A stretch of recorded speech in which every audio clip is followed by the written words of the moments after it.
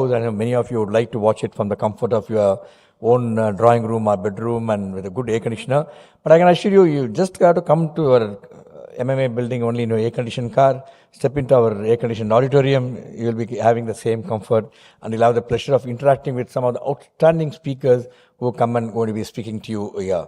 Let me also warmly welcome all the viewers watching this program live through all our social media portals, YouTube, Facebook, Twitter, LinkedIn, and Voice of MMA Radio, and our webinar.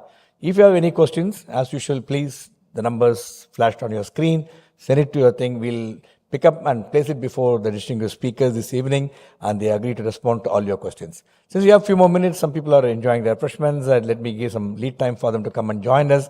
Let me briefly tell you what's happening in MMA so that if you have missed it in your inbox, you don't really miss a good event. All these events are happening in person. Next event is happening on 12th May, 17th of May. That is a discussion on the theme of the book, The Golden Ladder, Rise to Unstoppable. We have got some outstanding panel. Vijay Parsat is a brand guru, is coming from Bangalore. Then Mickey Pant is popularly known as, he was CEO of Yum China from Washington. He's joining us from Washington.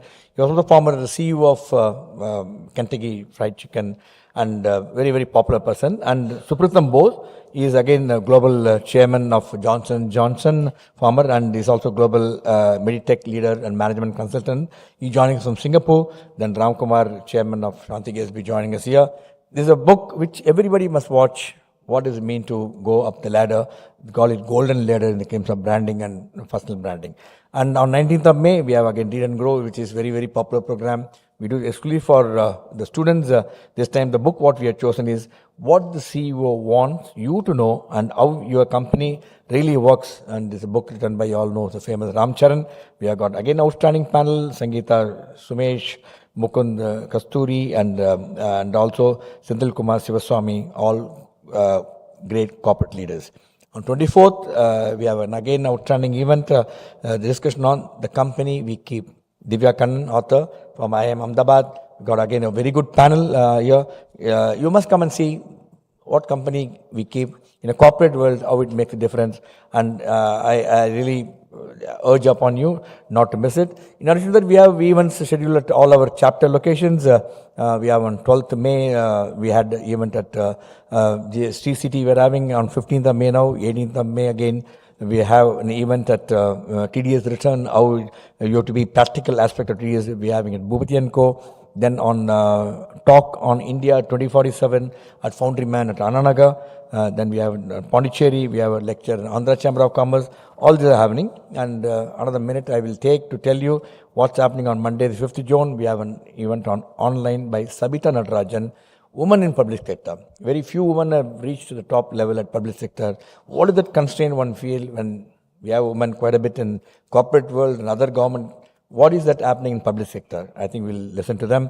Then we also have on Wednesday, 14th of June, how success to how it was. And we have again a doctor who is going to be talking on what exactly it means for you, eye world of India. And we have, I know many of you know him, Dr. Arunmozhi Varman is from eye specialist he's going to be talking to us because we have been bringing we had a few weeks back, Dr. Mohan came and spoke on diabetes and how then we had somebody getting from eye. You also want to get somebody, we are trying from ENT specialist who got the best ENT in the world actually.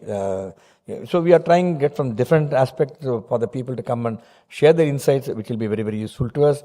On 15th of June, not to be missed, is one of the finest event for the month of June. We have 3 outstanding sportsmen who are going to be talking to us on what it means to be a leader, what it means to be achieving something in your life. We have Viswanathan Anand, Grandmaster Chess Champion. Then we have Geet Sethi, again World Billiard Champion and Snooker Champion.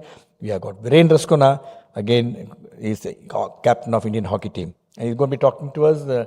We are also going to discuss about Olympic gold quest and to get that 1 gram of gold, how much sweat goes behind, how to make India the leader in the area of Olympics. And they are going to be talking to us in person at MMA Management Center.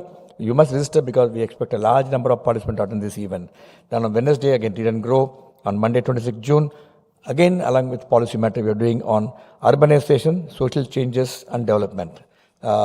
This is happening. Then we have a seminar on E&Y with E&Y on AI and which cover entire gamut, including ChatGPT. This is what is happening quickly in next few months.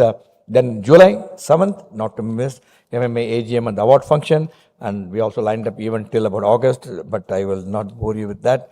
Coming to today's event, and trading in Indian rupees, reach and outreach. And this is a subject which is dear to many of you, and I'm quite sure a large number of viewers are watching this online. When Satyamurthy spoke to me about this, and when we discussed how much Indian foreign currency, if you do it, is rupee convertibility, what is going to help? And there's so much intricacies involved in this, and when you look into it, it is not so easy as much as what we think actually. And we have got some outstanding panelists today to come and talk on this. At least most of them, I'll walk miles to listen to them. Each one of them is an expert in this field. Ladies and gentlemen, put your hand together to warmly welcome our distinguished panelists for this evening.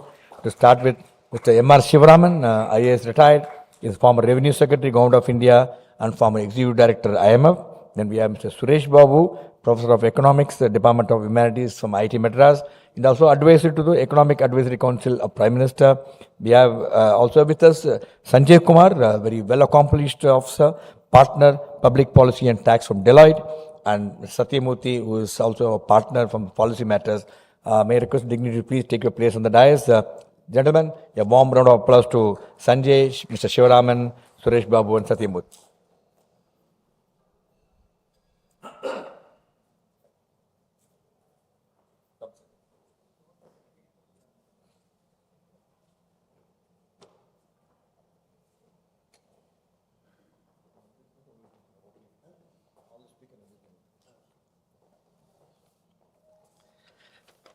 The format of the program, as usual, we'll introduce the distinguished speakers for this evening. Then I'll request Mr. Satyamurthy, who is our knowledge partner for this event, to set the context by opening remarks. Thereafter, each of the speakers will share their insights to a presentation. Then there'll be a discussion, free-flowing discussion amongst the panelists. Then we'll open it to you for the questions. If you are okay, we have got a QR code in front of you, or you can pick up the question slips from here, so that we can ask more questions. By experience, we found if we pass on the microphone, the time consumed is more because your thought process start thinking on questions. If you write the question, you really write very well. Our members are very good in writing questions. I'm quite sure you'll oblige us. Thank you for understanding. Let me have the privilege of introducing our distinguished panelists for this evening. Mr. M.R. Sivaraman is IAS retired, served in the Union Revenue Secretary, India. He holds a postgraduate degree in economics from University of Madras, joined the IAS cadre in Madhya Pradesh cadre in 1962. He got over 40 years of experience in different positions all over the thing. It could be finance, planning, economic advisor, and much more. And he's worked as a Director General of Civil Aviation, which is, again, a very challenging assignment, ex-officio Additional Secretary of Government of India, and Revenue Secretary. And he's also worked in Executive Director of International Monetary Fund and was an expert advisor to UN Security Council Committee and Counter-Terrorism. Currently, he is engaged in delivering lectures, budget on banking, fiscal, monetary, and also a thought leader in this field.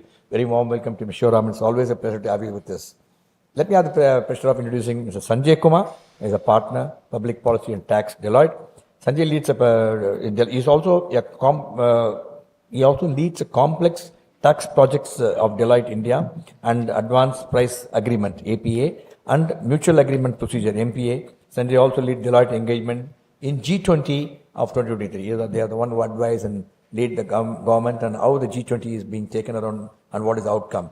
Sanjay has a PhD in international trade and master's degree in economics from the State University of New York, USA, and he is also a master's degree in physics from the University of Delhi, India. Sanjay was earlier Indian government for more than 28 years. And among the assignments, there was also an Indian representative to WTO in the TRIPS Council, and he was also called for draft WTO Hong Kong Ministerial Declaration in 2005.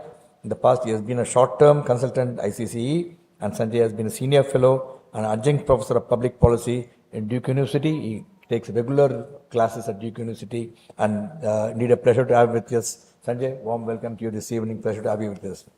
Let me have the privilege of introducing another distinguished panelist for this evening, Dr. Suresh Babu. Suresh Babu is a PhD from Jawaharlal Nehru University, New Delhi, and was a professor of humanities in IIT Madras, Chennai. Worked as lecturer in Gokhale Institute of Public Policy and Economics, Pune in 2001. Consultant for the Asian Development Bank and Growth potential, identifying growth potentials in Kerala industrial sector in 2000, taught industrial structure competitive strategies in IIM and Kozhikode in 1999, and also consultant for the World Bank for preparation in the country economic memorandum 1996, and is also advisor to the Economic Advisory Council of Prime Minister. Dr. Suresh, it's a pleasure to have you this evening. And let me introduce Mr. Satyamurthy. He doesn't need introduction to this August gathering. You all know him so well. It's always a privilege. Satyamurthy is a policy analyst and political commentator specializing in study in India's southern neighbor, especially Maldives and Sri Lanka. He has written extensively on the subject, both in books, newspapers, and also commissioned a number of articles. A veteran journalist and author. He is the convener of Policy Matter. They are our knowledge partner. We do a lot of work together. Every month we bring in some out-of-box topics to come and discuss. Thanks to Policy Matter. Thanks, Satyamurthy. Ladies and gentlemen, the outstanding panel we have is going to be a really peaceful for each one of us to listen on the theme what is going to be discussed this evening. Now it's my privilege to request Mr. Satyamurthy to set the context. Over to you, Mr. Satyamurthy.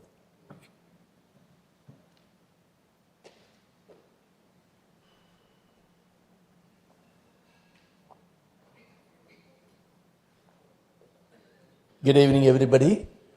And as you know, I don't take much time here because there are a panel whom we have selected and who have honored us with their presence. And this title is again current, topic is current and self-explanatory. Yes, there's a lot of euphoria over the last 6 months or so as we went in for rupee-based trade with our friends, starting with Sri Lanka, Russia, and so many other countries have signed up, or that's what we are told. But the question is, going beyond national pride, how good is it as a policy? Are we ready for it? For instance, last week you would have read Russia has too much of Indian rupee, doesn't know what to do with it. This is a repeat of about what happened 30, 40 years back when this ruble trade collapsed for near similar reasons and others. And even as we are talking about this, yesterday or today I read a news report saying BRICS currency is being revived. I mean, the idea of BRICS currency is being revived. Is it going to work? Then where does it fit into our idea of trading in rupee? Or likewise Chinese yuan and Russia ruble, all these countries going to be ready to do it. And occasionally there is also the reality of India having to trade with our neighbors in a common currency. It could be rupee. For instance, Sri Lanka, because of the current crisis, they have said we want to trade in Indian rupee, and they have allowed Indian travelers to do business locally even in Indian rupee. As a frequent traveler, I know how it used to pinch. I had to travel 6 or 7 times a year, and everywhere I had to exchange. Every time I board here and reach there 1 hour later, or to Maldives, likewise, the dollar exchange from an individual perspective. That pinches on either side, particularly when people come from those countries to India for medical care or education, higher education.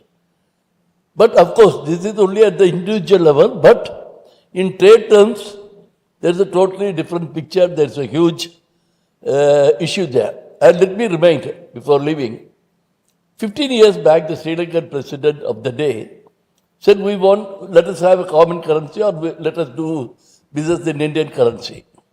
Around the time, Maldivian president said that. I read at that time that Bangladesh was also not unwilling to consider it if we could evolve something. And as you know, Indian currency is acceptable in both Bhutan and Nepal. But I think we wanted to wait, watch and proceed.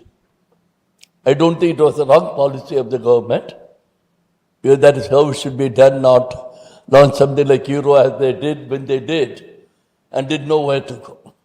With that brief intro, I invite our first speaker, Mr. Sivaraman.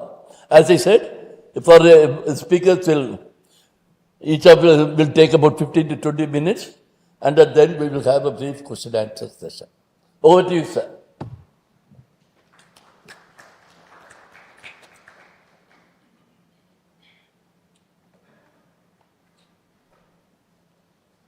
At the outset, I would like to thank the MMA, Group Captain Vijay Kumar, Mr. Satyamurthy, for having given me the privilege of sharing some thoughts with you on this current topic.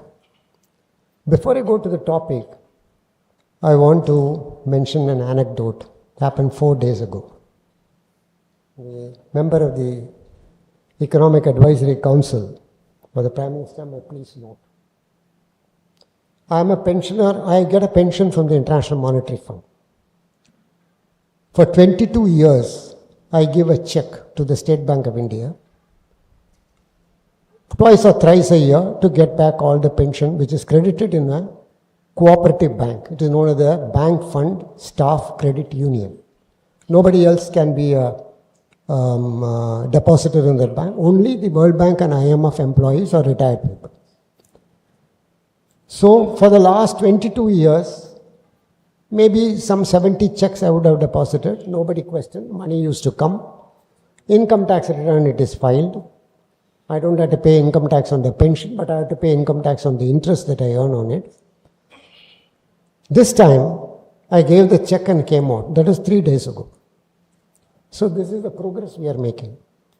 Suddenly somebody came running after me. Sir, 2 minutes, sir. I said, what? The Foreign Exchange Department wants to talk to you. So I went there, what is wrong? They gave me a 2-page form. They asked me to fill it up. I said, why should I fill it up? This is my money. I'm bringing in from my World Bank bank.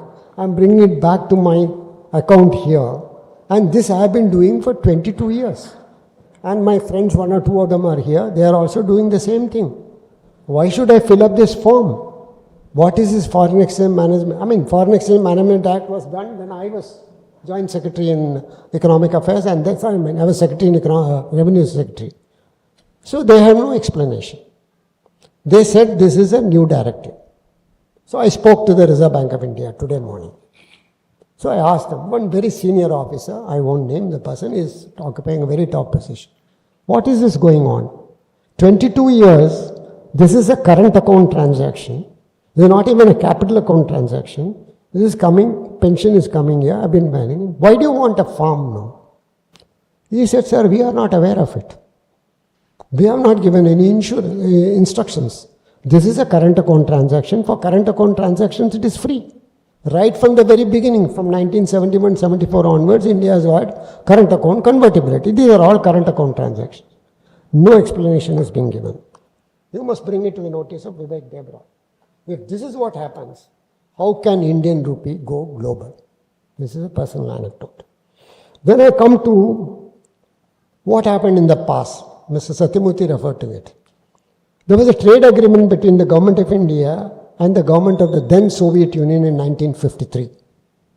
It was that agreement which led to the establishment of the rupee-ruble trade with India.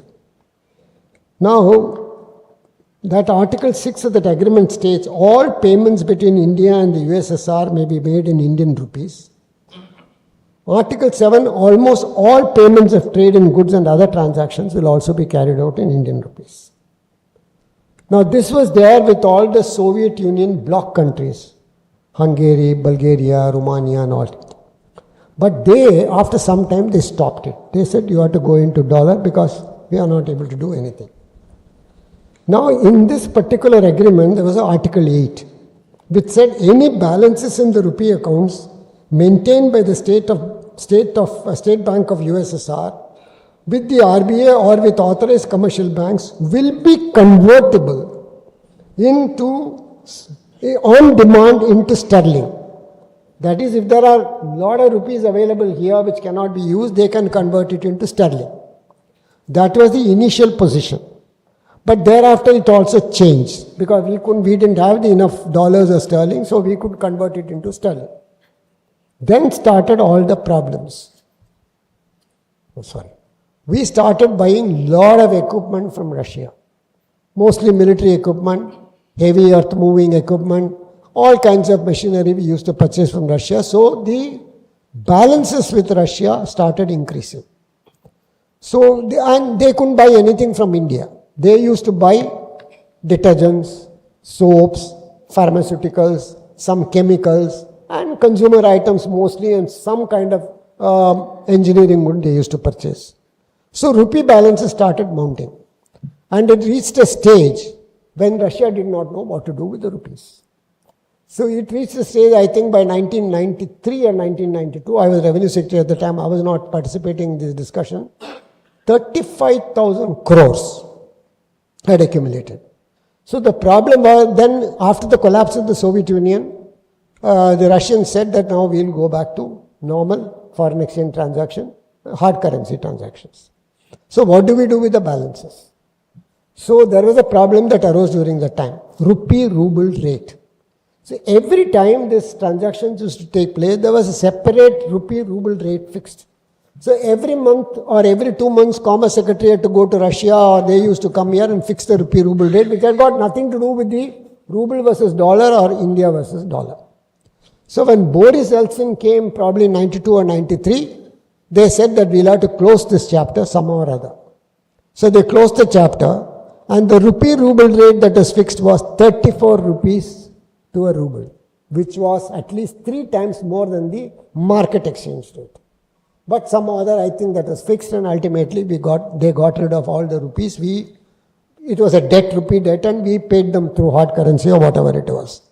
So this was the problem that we faced. Similarly now, when Lavrov, whom I know very well, Lavrov was ambassador in the United Nations when I was advisor. So we used to meet practically every day. Lavrov is a very tough man. He does straight talking. So now we imported a lot of oil.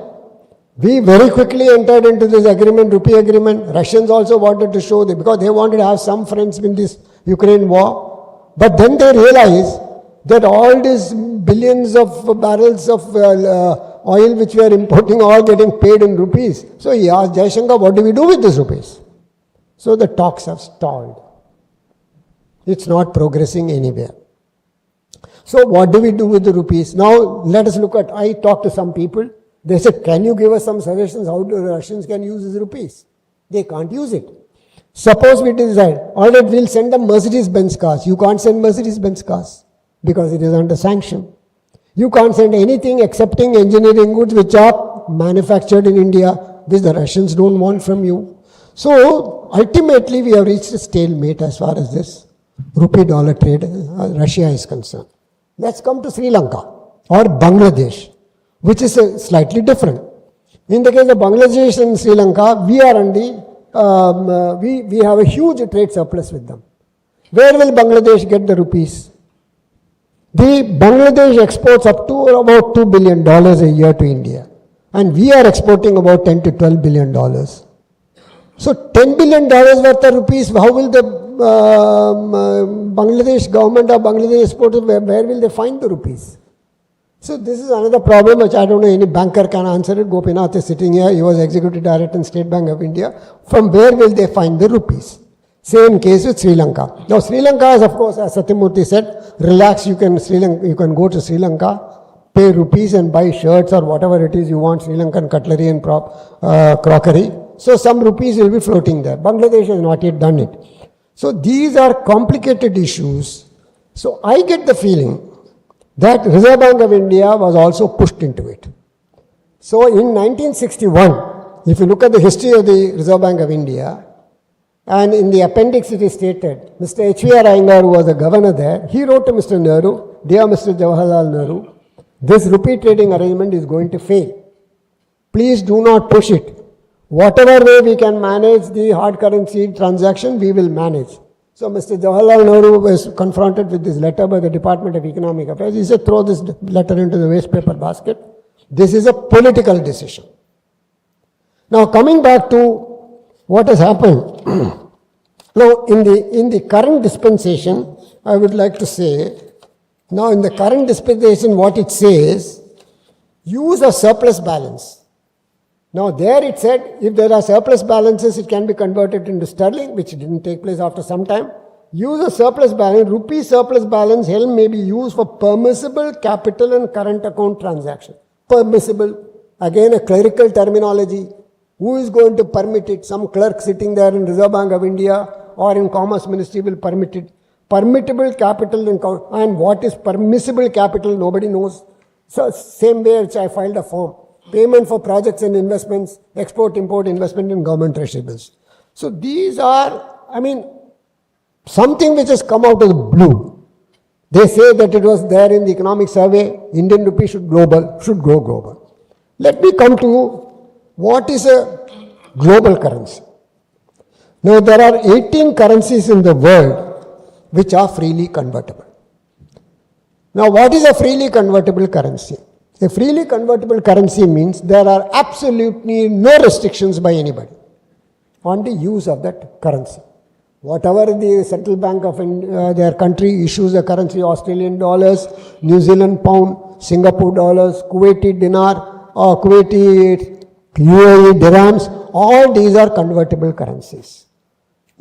Interestingly, Kenyan shilling is also a convertible currency. So when I spoke to one of the very serious senior persons in Reserve Bank of India, I told him, don't go in a halfway house. Please note, Dr. Suresh, isn't it? Please note, you are in the Economic Advisory Council. I am speaking very seriously. I spent 40 years in finance. So if you are going to do something in this manner, do it the whole hog. Don't give it for any interpretation by any clerk or undersecretary or deputy secretary or somebody sitting there. Because then your entire scheme will collapse.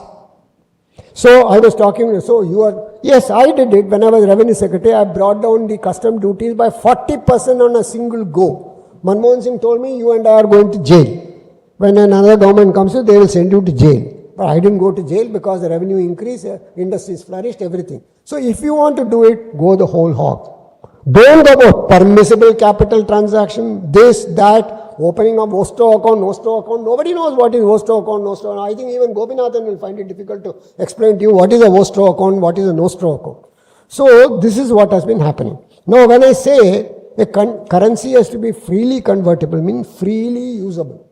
It's not necessary that you take a Kenyan shilling pound note and go to, let us say, London restaurant. They may not accept it. But there are no restrictions. They may even accept it. You do not know, they may accept it. So a currency has to be freely convertible without any restriction. This is not the way to go about it and start a new business of asking people who want to bring money from abroad, fill up a form under FEMA. This is not the way to start it. Secondly, when you look at it, now freely usable currency, there are also some problems there also. Now the International Monetary Fund has got a unit of account known as the SDR. Now SDR is a sort of a unitary, where there are 5 currencies in the basket in which renminbi was added. Chinese renminbi was added in 2016. Now this is special drawing right is a unit of account in which the International Monetary Fund carries out the transactions. So if quota is given, they are given in terms of SDR. If an advance is given initially it is given in terms of SDR converted into dollar or whichever currency you want. So there are euro, Japanese yen is there, British pound is there, US dollar is there, and renminbi is there. There is a formula by which these are put into the basket and then the exchange rates are also fixed as per the dollar. Now somebody, I think Satyamurthy was talking about a BRICS currency. Initially when the International Monetary Fund was formed or before that discussions were taking place, John Maynard Keynes, the father of modern economics, suggested the creation of a currency known as Bancor. He said, let the International Monetary Fund which you are setting up, create a currency known as Bancor. This Bancor should be used for all international transactions. So there will be no problem. You can determine the exchange rate of Bancor, which will be determined in the International Monetary Fund. So now if you look at the SDR basket, although renminbi is not a freely convertible or a freely usable currency, it is still a part of the SDR. Because still renminbi can be given only for capital account transactions. The Central Bank of China has put some restrictions Otherwise, people are holding reserves also. Some people are holding reserves in renminbi also. The other thing is, if a currency has to become really global, we must be a very big trading nation. Now, what is our trade figures compared to the other countries? If you look at United States, the total trade, international trade is roughly about $6.6 trillion, maybe 2 or 0.2 or 0.3 here or there. In the case of China, it is $7.4 trillion. In the case of India, last year it was touching about $1.4 to $1.5 trillion. It's not a small amount. We are a large trading nation if imports and exports are taken together. But what is the rub in it? The rub is the merchandise trade. In the case of merchandise trade, India's merchandise trade is just about $460 or $70 billion in this total, and our imports are $700 billion. So the merchandise trade gap is huge. But when you look at these countries whose currencies are freely tradable, they are more or less balancing. Not that there is a deficit, but at least there is a huge merchandise trade. Our merchandise trade gap is being filled by a services trade. Raghuram Rajan recently said India should focus its attention on exporting services, not merchandise trade, because we are not a major manufacturing country. Although we have started now, but we are not yet a big manufacturing country. In the case of services exports, there is a problem. Right now, we have been doing software services, slowly advancing into other areas, but now that entire area is getting transformed through artificial intelligence. And quantum computing is coming in. Now, if you are to leapfrog and capture the services sector market, then you have to do a tremendous amount of research in artificial intelligence, and going in 3-4 years, quantum computing will coming in. How do you write programs? How do you write codes for quantum computing, etc. will become a big problem, for which India should be ready. India has got time. But what is the amount of money we are spending? 2 years ago, Nirmala Sivaraman said she is assigning 8,000 crores for quantum computing. They have to set up committees and things like that. That is how we progress. When we have all these forms, FEMA forms and all you fill up after 20 years, it's like, I don't think anything has progressed. So on the services sector also, we are going to be, I don't think we will make that kind of a quantum jump unless we do a lot of work on quantum computing in artificial intelligence. Like TCS and all are doing a lot of work on artificial intelligence, but for their own purposes. But government will have to encourage. You know what China is spending on developing a chip now, because there are huge sanctions? They are going to spend $200 billion in trying to find out how to manufacture a chip. They are manufacturing chips, but of not very high grade. High grade chips are now 4 nanometers.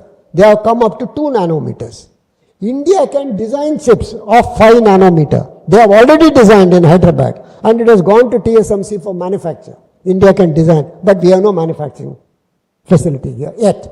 So this one machine, which can put that billionth of a size transistor on a chip, that costs $80 million. It is known as extreme ultraviolet lithography. Extreme ultraviolet lithography. That machine is manufactured by only one company in the world, that is in Netherlands, and they spent $220 billion to develop it. So this is the kind of situation we are in. Now if we say that we are going to make Indian rupee international, there is also another problem. The problem is Indian rupee has been depreciated. Now in the last few years itself, Indian rupee has depreciated quite fast. In the last 5 years, the 4-5 years also, the rupee has depreciated. So if you look at the currencies of other countries which are global, those currencies are not depreciated to that extent. So if you are going to trade in rupee, today suppose you are exporting something, you are importing something or exporting something worth about 100 crores of rupees. Somebody's got 100 crores worth of rupees with him. He will look at it as, yes, dollar rupee rate is this much, he wants to buy something from United States. So when he wants to buy from United States, he will like to convert this rupees into dollars. So when the rupee depreciates, the 100 crores worth of dollars, he is going to get only 70 or 80. because depreciation is taking place.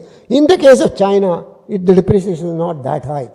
As I mentioned to you, even in the case of Kenyan shilling versus the Indian rupee, there is a marginal difference only in the last 5 years. So the exchange rate has also to be stable. The exchange rate has to be stable. There should not be any restrictions on the movement of currency or use of currency anywhere. Our merchandise trade also has to improve. Then only we should have attempted to make Indian rupee global. But unfortunately, I think we have not done it so far. So that is all I want to say. I think if there are any questions, please feel free to ask me. Thank you once again for this patient hearing.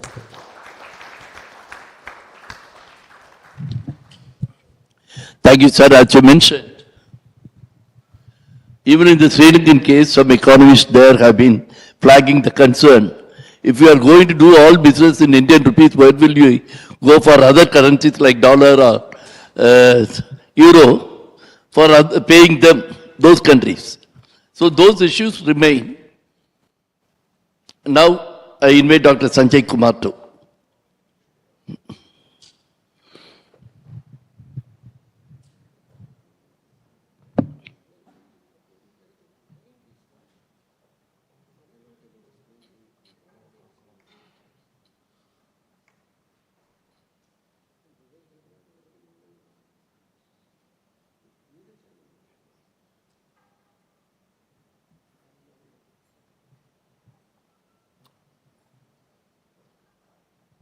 Thank you very much.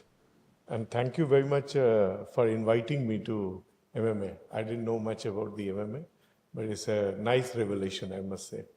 And, Mr. Srinivasan has really set the context, giving many of those examples which are going to be part of the presentation that I'm going to run. And thanks for that, Mr. Srinivasan. You gave Sivaraman. No, you said that and something stuck in my mind, Mr. Sivaraman. So, Mr. Sivaraman was, by the way, was Revenue Secretary when I was very much in the tax department. But at that time, I think I was in some other ministry, so I didn't have the chance to interact with him. My presentation, as you will see, and it's a very short one, runs almost parallel to that. But I try and bring some data so as to bring in the context, where does the rupee stand? What are those areas? Where is it there? Is it actually doing it? And he made the really right point that unless you have the fully convertible rupee, the kind of more money paying for the imports to gain a dollar will definitely be there. And we'll run that. So, in the world, you will find that there is a complete dominance of the US dollar. 90% of all foreign transactions are done in the US dollar. You'll find that 50% of the global trading invoice happens in dollars. You'll find that 60% of the global reserves are all in dollars. So there is a complete dominance of the dollars. If you look at the right side of the table, which basically gives you a percentage share of average daily turnover in April. So we have tried to put April data across the years. You can see that the dollar's dominance from 87% in 2013 to 22 is almost stable at 87-88%. So whatever the others are doing, the dollars is remaining as strong as ever. The next one in the row is Chinese renminbi.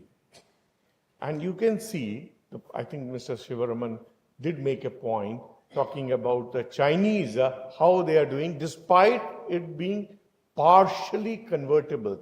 But the fact that lot more, the economy moved to 17 trillion and there was a larger trade, space being occupied by the Chinese. The renminbi has moved from 2.2% to almost like 7%. European euro has actually been on a decline, though very marginally. But if you call it from 33 to 30, it's a 3% decline, percentage point, which basically means almost like a 9 or 10% decline. Indian rupee is on the ascendance from 1% that we are talking about to almost like 1.6%, but it's not yet there. Brazilian real is almost the same. In between, it moved up, and this, that. But what I want to mention, that among the emerging economies, and I'm taking China because it continues to be, despite 17 trillion, a developing country, it still tells itself that it's a developing country. The rise is fantastic. Whereas the European euro is almost on a decline, and the US dollar is standing on its own.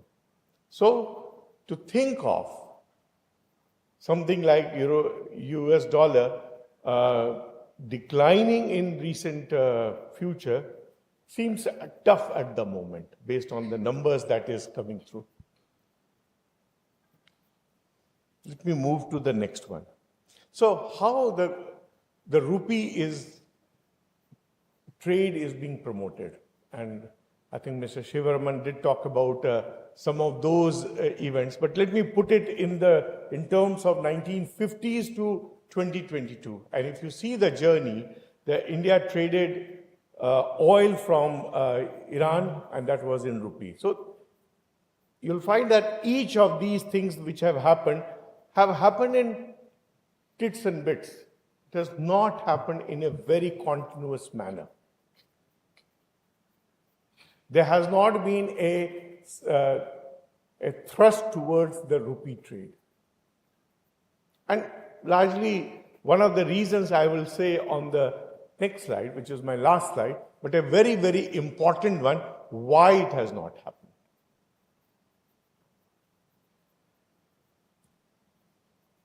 I mean, and those agreements that India had was with very tiny nations like Bhutan or Bangladesh. One of the key ones has only been with Russia, which the previous speaker did mention very eloquently. That what we were giving it to them and what we were receiving. We were basically receiving oil and things like that from Russia, and which was a very substantial one. Let me move to that. So what is the challenges in India's rupee standing?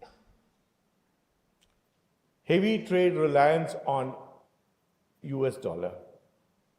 Whatever we have done, we continue to trade in the US dollar to the extent of 86% of India's trade.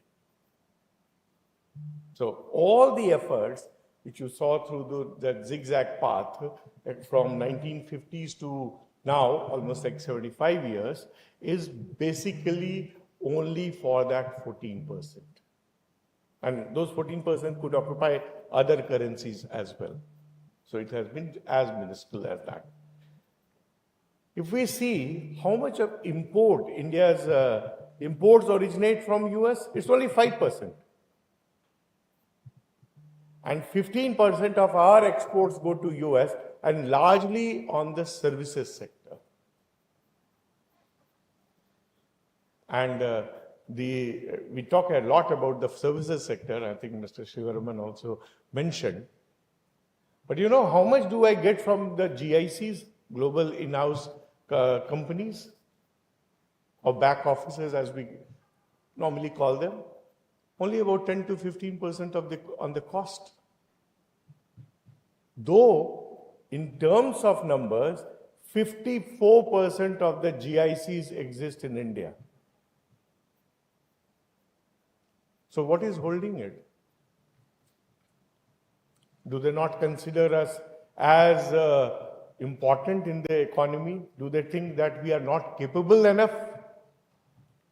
The answer is because they can't take whatever the money that they receive here. If they want to take it, there's a lot more restriction. And who are benefiting because of our restrictions? The two island nations on either side of the Indian peninsula, Singapore and UAE, because they have such free economy that you can move out and you can come in, a lot more protection. So they have, and also no taxes, by the way, or reduced taxes. If all the companies, the global companies, they would have the second layer or intermediate layer in those places. And the work of the GICs will happen here. The IPRs will all be sitting in those places, maybe largely in Singapore, and nothing in India. Even if something like this gets done in India, it does not happen. Because they fear that our patent office is leaky, things can move out, people will start using. So they will try and move everything to Singapore. Most of the money will come from there, we pay dividends to them, and that's how it will happen. So the exports, even if it's about 15%, and largely services. And I gave this example of GIC. The second point, Indian rupee is partially convertible. And we talked about the Vostro account and Nostro account and all kinds of things, which I agree with him that who understands that? It's pretty tough to understand. And India was having the rupee trade. And what did the Russians say so recently? They said that you're getting a lot more oil, and this has happened just few days ago. We are giving you all the oil, and you're giving me in rupee. By this time, they have a 40 billion rupees with them. What do I do with that? Well, I export to you oil. You export to me a very few things. I largely get them from China. So give me money in renminbi, the Chinese currency, rather than in Indian rupee. They said this. And as recently as 2 or 3 days ago. So had this been a dollar easily convertible, things like this would not have happened. And the last bit, we need to have, the world needs to have more confidence in our economy. We need to have a lot more trade going from us, because if you do not, unless you have a very higher exports and occupy larger such area, you could not have the desired impact on the rupee trade or rupee gaining the central place. The 1% to 1.6% in about 10 years' time will have to grow. The one which I showed on the first slide. So we need to have a lot more growth, economic growth, 7% plus or whatever, which the Economic Advisory Council has said, that has to be attained. We have not been able to breach it for a really long time. And that remains one of their major concerns. The people may not have as much confidence in this economy, apart from the partial convertibility. And second thing, that our exports from 700 billion has to move to what they say in the FTP, Foreign Trade Policy 2023, that it should be 2 trillion by 2030. Actually, I think we should be moving towards that particular direction.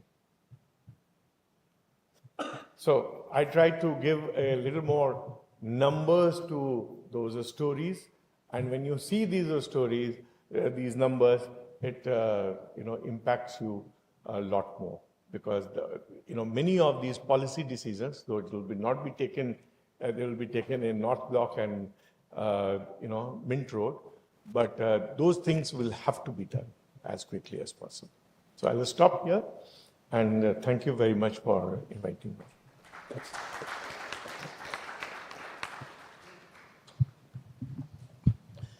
Thank you, sir. Now I call upon Dr. Suresh Babu.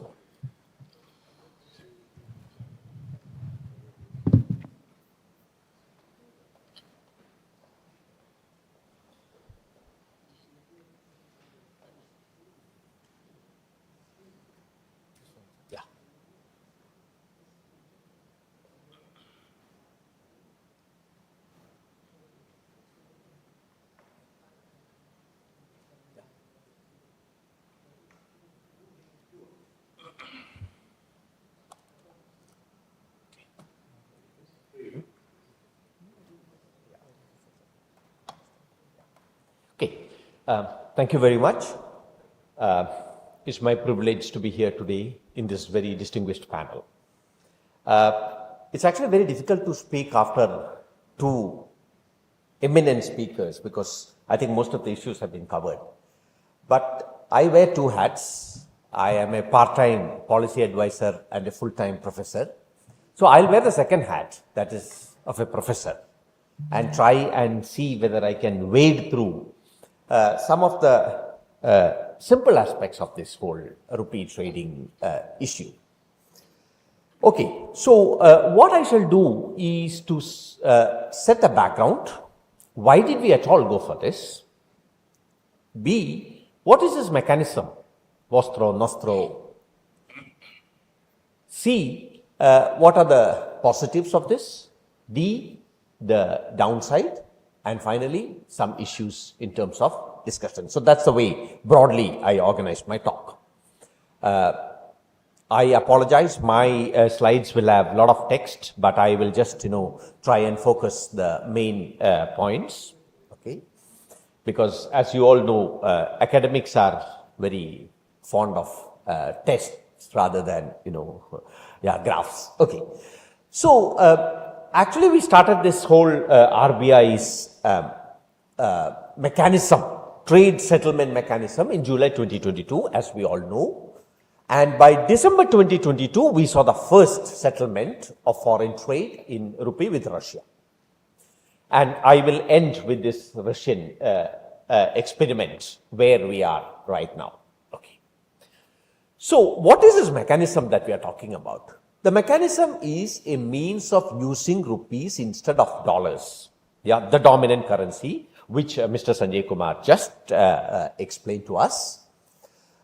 For international transactions in order to promote growth of global trade with an emphasis on exports from India and to support the increasing interest of global trading community in the rupee. So we want to, over a period of time, these are baby steps, over a period of time, we want to have the rupee as a global currency, and I will come to that, what do we mean by a global currency.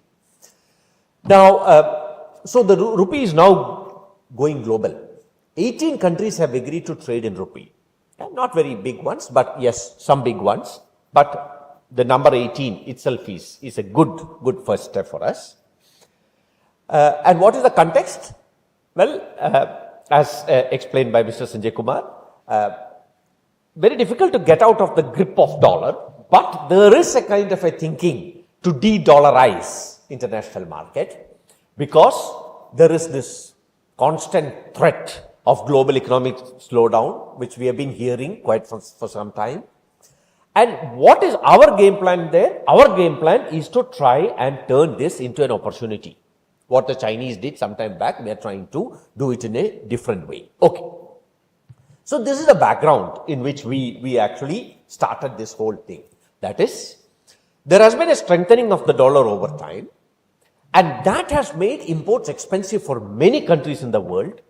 So there could be a kind of an incentive for some of these countries to de-dollarize, and we want to entice them with rupees. Might be possible, might not be possible, but it's a kind of an attempt that we are making. It might not be an alternative to dollar, but the idea is that a reliance on Indian rupee away from US dollar could mean some respite for some of these countries over, not now, over a slightly longer horizon of time. Now, the decision actually, or the immediate decision in terms of this rupee trade settlement was taken in the backdrop of this geopolitical tensions, which we all know, and the current global economic currents, including the US sanctions on the use of dollar for transactions with both Iran and Russia. Very important trading partners as far as India is concerned. Now, there is also a continuous weakening of Indian rupee, which was also touched upon earlier. And the idea was to promote growth of global trade, and the move was expected to reduce the pressures of on India's foreign exchange reserves. So that's the broad macroeconomic objective which we had. Now, just 2 points I want to highlight from this slide. One, again, to reiterate this point that India is a net importer, especially in terms of manufactured goods, and the value of Indian rupee has been declining consistently. Rupee was one of the not good performing, it was one of the worst performing Asian currency in 2022, fall of around 10%. So we were in a situation that we had to bring in some kind of changes, try and arrest this fall, and using rupee for international trade transactions, it was anticipated that would help to check the flow of dollars out of India and also slow down the depreciation of the currency. Remember, at a very, very limited extent, we don't have tall claims on that, but the idea was to have some intervention there. There was also the crude oil import from Russia, which we actually was capitalizing on, and the idea was that if we can have a rupee settlement mechanism, then we could actually save around $30 billion outflows. Yeah. Of course, not all can be paid in terms of rupees, but even if there is a partial rupee settlement, that itself will be very significant kind of a savings for India as far as foreign exchange reserves is concerned.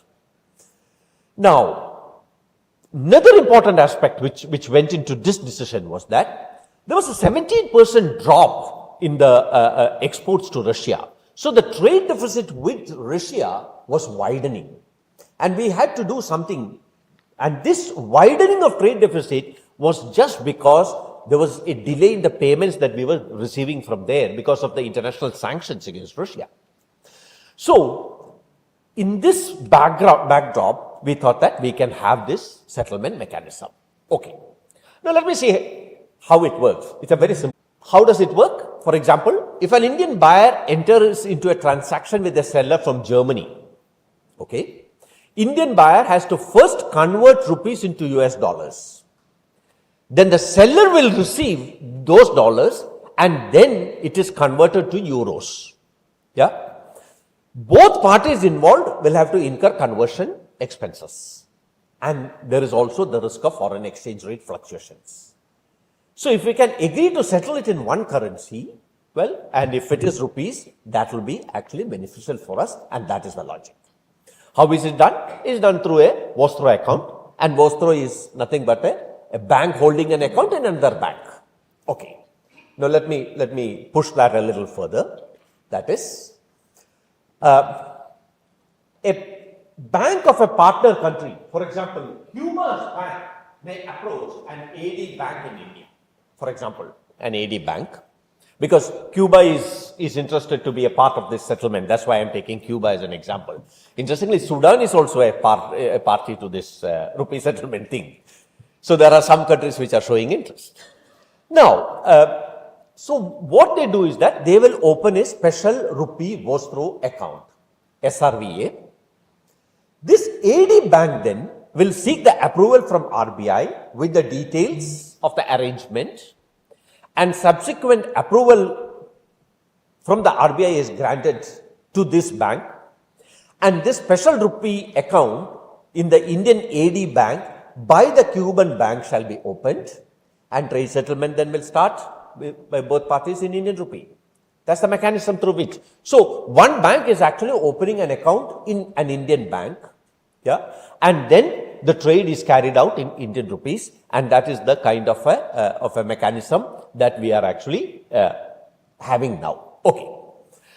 Now, what is the logic of that? the logic of that is we want to have an internationalization of rupee.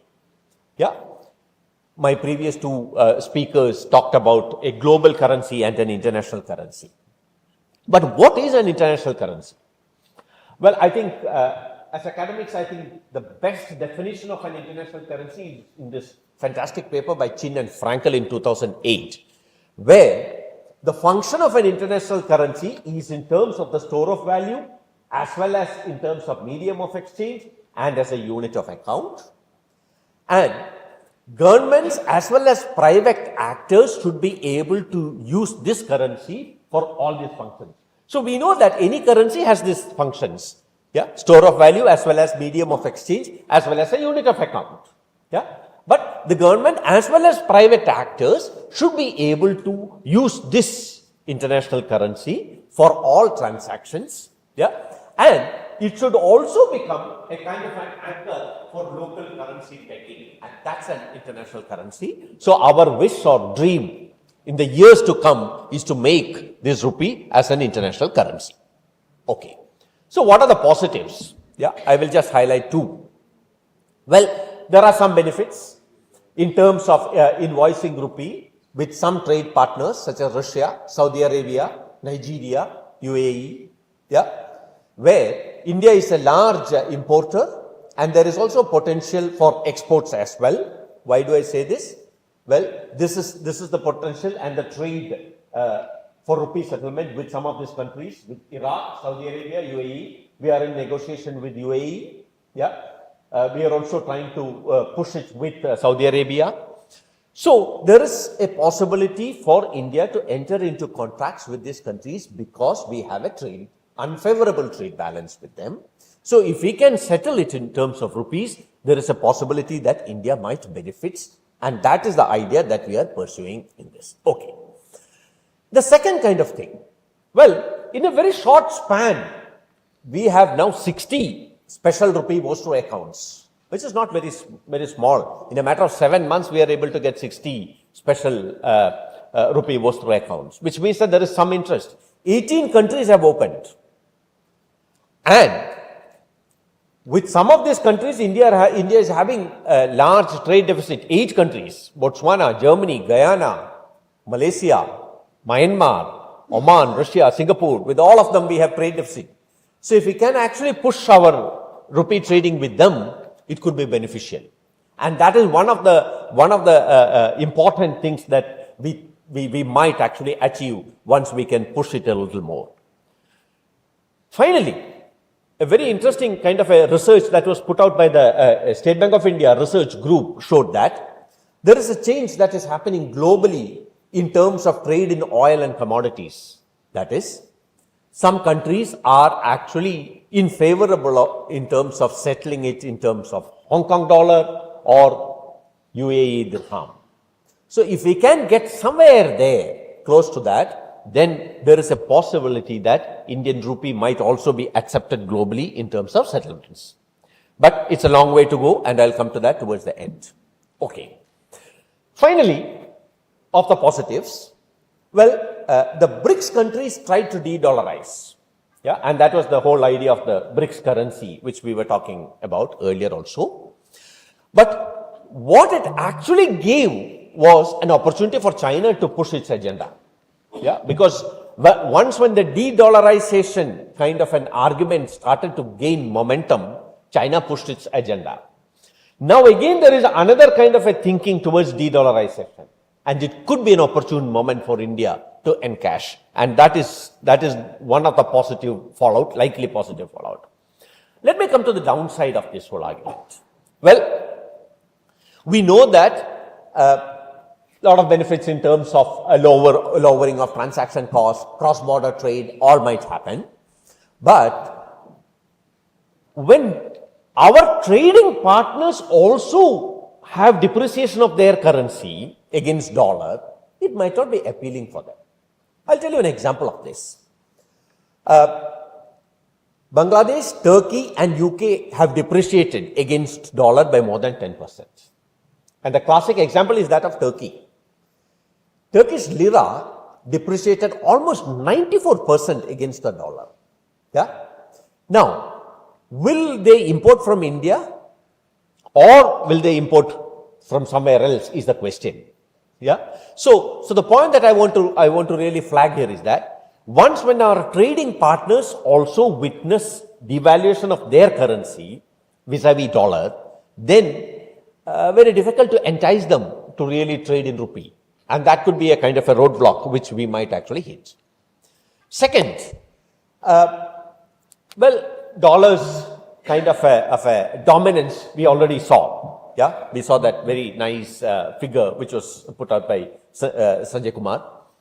Now, there is also a need for a much more sophisticated financial system in India if we really want to push for a global currency.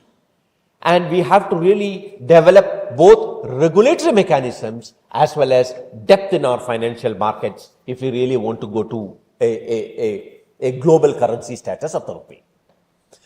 Now, finally, when we look at this whole efforts to internationalize, we find that it could affect the service sectors, because if we are trying to push this agenda of de-dollarization beyond a point, US might not be very happy with that.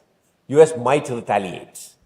And if US retaliates, then the first hit for us would be in our service exports. So we have to be extremely careful in pushing this agenda there. Yeah. So the point that I want to say is that it's not going to be very easy. Yeah. Although we can actually play this little softly in terms of de-dollarization, it should not be pushed in such a way that it might actually, invite a reaction from United States. If the United States retaliates or feels uneasy with this India's push being little aggressive, then we have a problem in terms of our services trade, which could actually be very, very detrimental to our balance of payments. Okay. So let me conclude. Couple of things. One, we already saw the dominance of dollar. Do we have a chance in this? Well, we'll see, but we'll try. We saw that 88% of global forex turnover in 2022 was in dollar. That's the same figure that we saw earlier. According to IMF, dollar's share of global foreign exchange reserves stood at 58.4%. Yeah, and India's share in terms of others holding foreign exchange in rupee terms is very negligible, that it is not even mentioned. So it is in this kind of a global setting that we are pushing this agenda. Okay. Now, three issues we need to keep in mind when we are talking about this whole, rupee trading mechanism. One, there is something called a bilateral trade equilibrium. That is, India's exports to Russia is around $3.3 billion. Yeah, and imports are around $8.6 billion. Now, we can have a rupee equilibrium up to 3.3 billion where exports and imports are equal. Beyond that, international trade settlement in rupee might not be acceptable for Russia. Yeah. So there is something called a trade equilibrium, and that trade equilibrium has to be really kept in mind when we are pushing this agenda.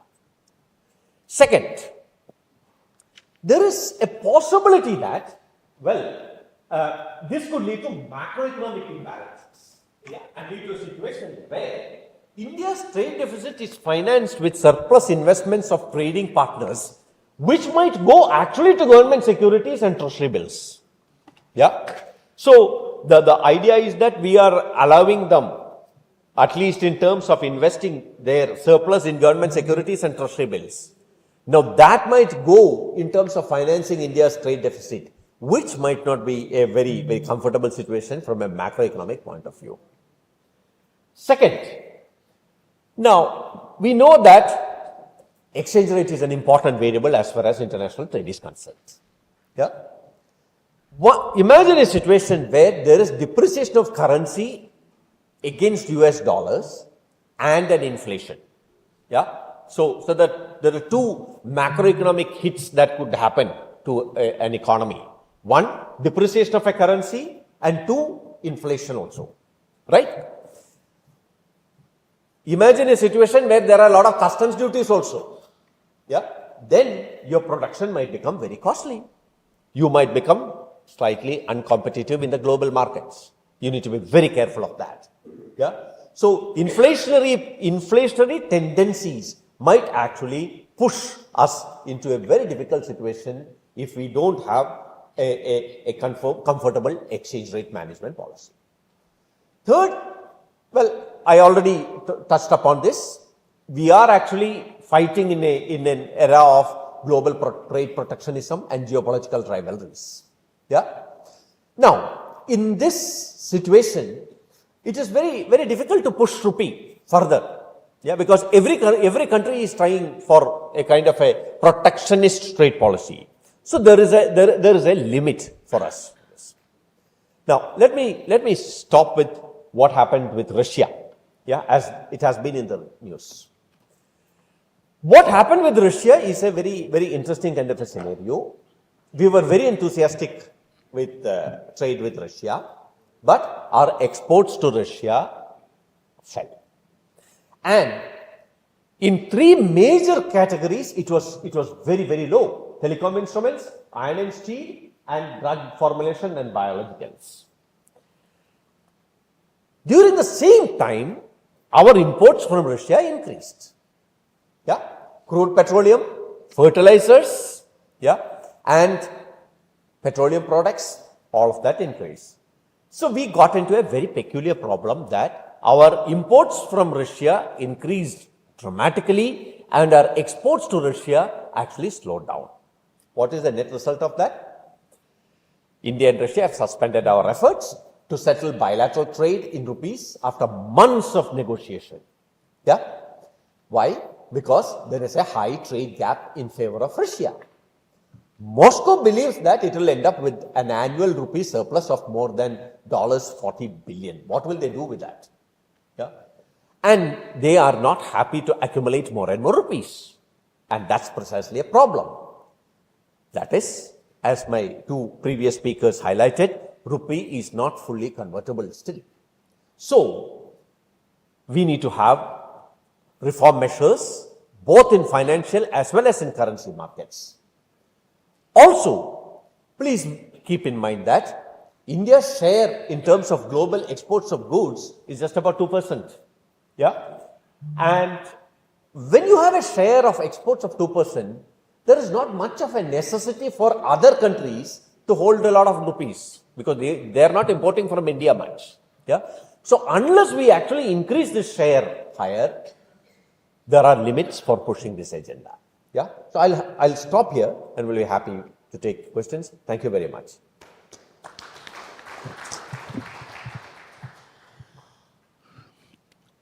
Thank you, Dr. Suresh Babu.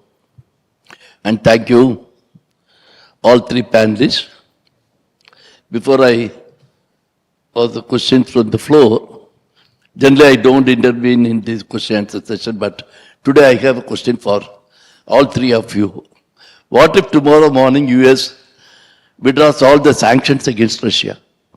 Where does our rupee stand in terms of as an international currency, presently or in the future?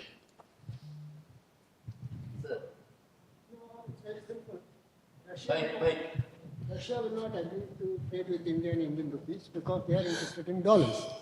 Now, first of all, as is partly official, is there any country in the world, I searched but I couldn't get it, as he's an academician probably you'll be able to say, which has got this contorted procedure? Nostro account, your account, my account, passing through this thing and then passing an order, you invest in Indian securities, you invest in India. Which country in the world has got this kind of internationalization of their currency? No, it's not. If I were the finance secretary of the Reserve Bank of India governor, if I have to go globalize the Indian rupee, I would have simply opened it up and said, the capital account convertibility is finished. There may be a risk in it, but I would have done it. Now, this is the way India is functioning. And this is why we are growing at 6.5%. And I have been in government 20 years in government of India. 9 or 10 years of it I spent as additional secretary in city. That's why I was called a maverick in government of India. That's why I was called You do the tax reforms. So this is a clerical approach which we are having. If you want international Indian rupees, do not go about with this thing, Vostro account, Nostro account, your account, my account, you open this account, 20 banks are opening it. How many clerks will be recruited for this kind of a thing? Like the form which I filled up, tens of thousands of form will be going every day. Who's going to look at that form? So we simply globalize Indian rupee, just convert it. There is complete current account convertibility today of the Indian rupee. You can draw up to $250,000, you can send to your friends and relatives $250,000. Why are you scared? Why should you be scared? Open it up. If you want to open it up, if you want to make. What happened during Vajpayee's time? I know very well. Vajpayee, first time he came to Indian rupee, we will make it very strong. And at that time it was 30 rupees a dollar. Today it is 82 rupees a dollar. We haven't made it strong. Because we have not made it strong because of all these contorted regulations we are having. Open it up, then we will know. The Indian rupee may not even sink. If Kenyan shilling has not sunk, a country which is just exporting only probably some gundas and some tea, their shilling has not gone down. Why will Indian rupee go down? Because they are afraid. Because some clerk is writing the note. It's not the officer who takes the decision. I have experience in Government of India. But 15 years, 20 years. That is why this is happening. Vostro account and Nostro account. We are bringing back 53 years, 100 years old thing, concept. If you want to open it up the capital account. No more problem relating to convertibility. When I was in Hong Kong with the Reserve Bank of India governor, Mr. Rangarajan, both of us were there for a conference. I asked Mr. Rangarajan, is your rupees available anywhere in the world? No, it's not available. Reserve Bank of India put restriction. All right, come with me, Rangarajan, let's have a cup of coffee. We went there. There was a foreign exchange dealer in Hong Kong sitting there selling Indian rupees. Better rates. Better rate. I don't know. Yeah, Gopinathan knows he's in Hong Kong. Then, in the USA, in Washington, there is a company, Dick and Company. He's just selling Indian rupees. You go to Lebanon, you get Indian rupees. You get to Middle East, you get Indian rupees. So why are you sitting on it? Why are you scared? Why are you asking your clerks to prepare notes? Open it up. Take a decision, that's all. All Hawala transactions will go once for all once you open it up. Every day they are arresting people for this Hawala, that Hawala. So they are scared. And somehow or other we want to build up this huge thing, Indian rupee. Yes, fine. Dr. Suresh Babu is an economist. I am not. I don't profess myself to be an economist. So I studied economics. Now the point is, what are you going to do now? Finally, I am not criticizing you, young man. I am not criticizing you. I am only saying that what are you doing? You are entering into a barter trade. If Bangladesh is going to export only $1.9 billion worth of goods as it did last year, and they imported $13 billion worth from India, where will they find the Indian rupees? From where? So 1.9 to 1.9. So the rest has to be carried out. And then exchange rate according to market exchange rates. How is the market exchange rate fixed for Indian rupee? It is fixed only on the basis of some convertible currency. And that convertible currency will be only dollar. Ultimately, dollar to Bangladesh rupee, Bangladesh rupiah, Indian rupiah to dollar, then Indian Bangladesh rupee transaction will be held in that manner. That is how it is going to take place as a rupee trade. Why all this gimmick? This is actually toward the end of this government's tenure, we are entering into an area where we have to come out with a nose cut. I'm sorry to say. Now we have, yes, please, sorry. In fact, it's very important that we assert ourselves. We be far more confident. As an economy, we are growing, and we have pride ourselves on being the 5th largest economy. With the currency not being convertible, isn't that a kind of dichotomy that we are getting into? No. China's case. But China case is very different. They are far different than ours. They have moved into 17 trillion. The people are saying that kindly trade in renminbi. And I showed you that the China trade Gomi sir, is going to we will be have it later. 7%. So Anyway, I personally feel that the India needs to assert itself and move into a different track, and they will be successful. I personally feel. Sure.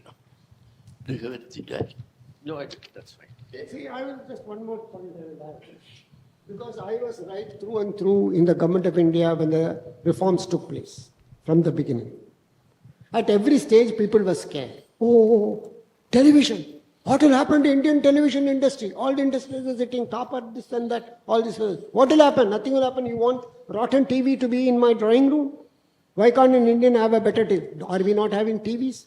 Same thing happened when the cars came into India. What will happen to Ambassador? What will happen to Fiat? Nothing will happen. They will disappear. Good things will come in. So we are scared always. We are scared. Now, if the Indian rupee has to become a good currency, a global currency, which it has to come, which it should become, because we are a big nation, we are a large nation, we are a big trading nation, we are going to have $2 trillion trading or whatever it is. So we should take a bold decision and say Indian rupee from tomorrow onwards becomes convertible. Already $250,000 up to 200. How many times people are converting 250,000? I know some friends of mine. This year they will send $250,000 in the wife's name. Another time it is $250,000 in the husband's name. They have split up the property in such a manner that they will sell one house today, $250,000 to the son. Another house will be sold by the wife, it is in her wife's name, $250,000. They are evading all the rules and regulations. Why do we have these regulations? You must tell this to Vivek Debroi. You must put up this note as an Economic Advisory Council member. This is not the way it should be handled. It should be free, God for free. Yes, now we have a couple of questions from the floor. Mr. Jairaj, please. The question for Dr. Suresh Babu about Russia's decision not to negotiate with, suspend the negotiations on Indian rupee-based trade. What is your comment on that? You made an observation also, but no, that's a next. Yeah, this whole cheap oil business, it's a temporary phenomenon. We can't really ride on that for a long period of time. Okay, but coming back to more substantive kind of a thing. Well, I think Russia's problem is that Russia has now accumulated so much of rupees. And if we are not able to export to Russia, what will they do with these rupees? So the issue here is that we have to increase our exports to Russia in the near distant time period. And that is going to be our major challenge. And the certain sectors that I had highlighted where our exports have dropped to Russia, I think those are the sectors which are precisely, attracting attention of the government. And in these sectors, we are actually trying to increase our exports. Now, let me also tell you one very positive story amidst all these things. Well, until recently, India was one of the big toy importers. Yeah. Now, this is a real toy story as far as India is concerned. And now, India has become one of the major exporters of toy. Our net trade balance in toys is actually turned positive. So, the point that I really want to emphasize is that we can actually do it. And this toy story came at a time when we were actually pushed to the wall by the Chinese imported toys and, very cost competitive kind of a production strategy. But then now we have been able to turn around. So if we can actually focus on certain sectors and if we can actually have tailor-made sector-specific policies, perhaps we can actually do better. And that is the kind of an optimistic note which we look at the trade with Russia as well. Thank you. Then there is another question. I don't know who has written it. Do you believe that Russia or any other country will accept to trade in Indian rupee? I think that question is what this seminar is all about. And one more question for Mr. Sivaraman. That is from Sanjay. Is he there? Okay, forget it. Over to you. I think over 530 viewers are watching the program. I got a couple of questions, but due to time, I'll take two questions which has come on online, sir. Yes, Mr. Subramaniam from Coimbatore. This, any one of you can take it, is do you think there is a need for formally revisiting the Bretton Woods system which was put in place for different world at a different time? Bretton Woods. Revisiting the Bretton Woods. Yes. Bretton Woods system is being revisited. Question, is that Mike, sir. Bretton Woods system is being revisited almost twice every year during the annual conference of the bank and fund together. So all the finance ministers congregate together and they are looking. Bretton Woods system in any case is dead. It died in 1974 when all the currency started getting floated in the market. So that's gone. Now, the dollar became a dollar of international, or rather, dollar became an international currency only after when it was pegged to 34.5 ounces of gold. The gold will be sold at $34.5 per ounce. That is pegged at that time. So at that time, because it was pegged, so dollar became an international currency. When it collapsed also, it continued to be an international currency. Secondly, we must remember, the United States government is a stable government, a powerful government, a very wealthy country. So its currency has got a value because of all these factors. So therefore, dollar will continue to be a dominant currency. It may lose some of its value. Regarding the replacement of the Bretton Woods system, this was the Bretton Woods system. What I think the person who has asked the question is trying to ask is, the kind of structure the international monetary institutions that have today, it is also continuously changing. Slowly, India had very little voting strength at a particular point of time. Then I pushed that the voting strength should be determined on the basis of purchasing power parity, not the nominal value of the GDP of India. I have written a number of papers on this, and ultimately the International Monetary Fund accepted my suggestion. And there is a letter from the finance minister to me that you have done a great job in pushing this, because this reform, that increased our voting share to 3%.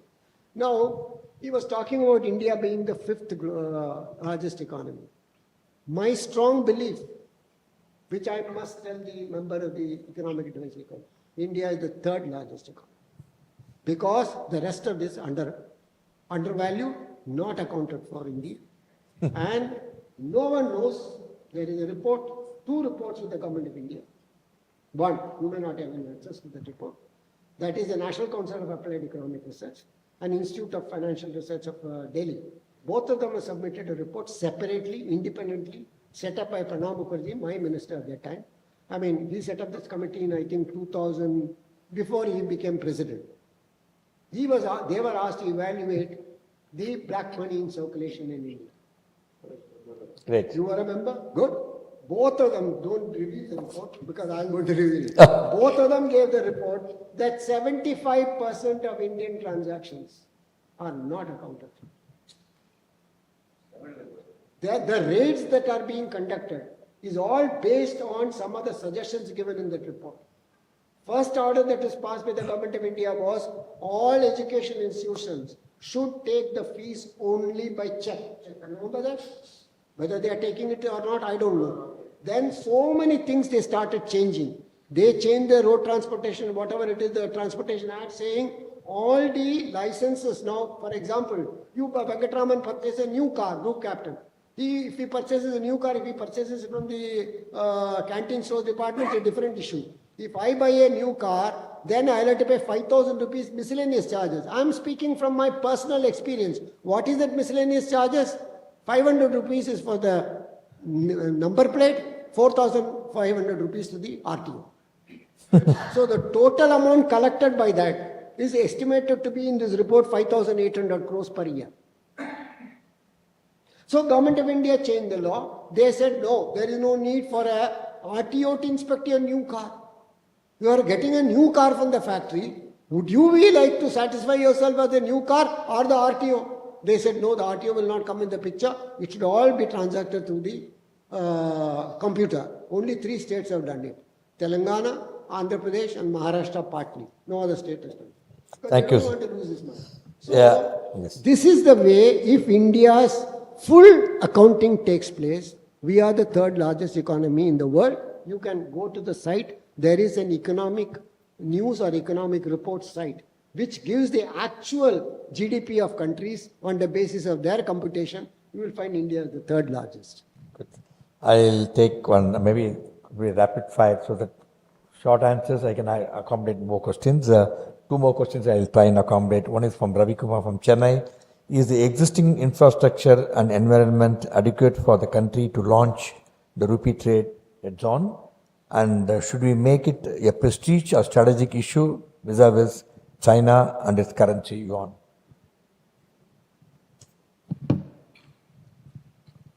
Yeah, I think the existing infrastructure is okay. That's why we have 18 countries showing interest in this whole kind of an agreement or mechanism. We also have a lot of accounts that have been opened. Yeah. So the point is not the question of existing infrastructure. The point is in terms of how our financial markets as well as the financial system need to be reformed for better kind of absorption of such shocks that could emanate. I think that's the important thing, and that's where we should be closely following. Thank you, sir. One last question for the evening from Shyamala from Pondicherry. The question is, will the idea of common BRICS currency succeed as it is backed by three major economies, China, India and Russia?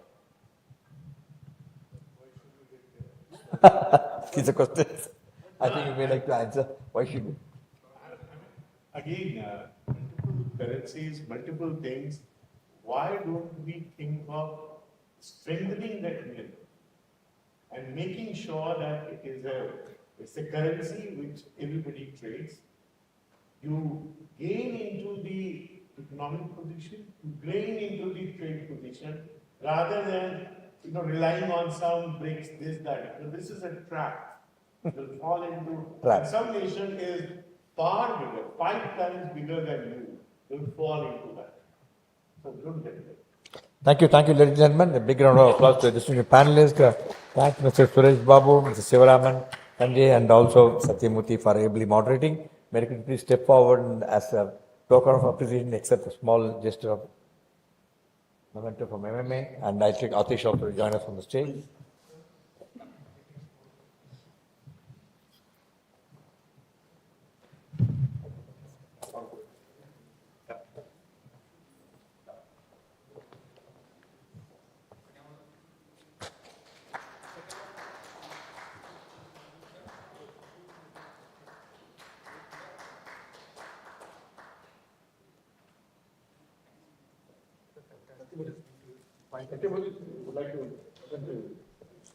Sanjay, come.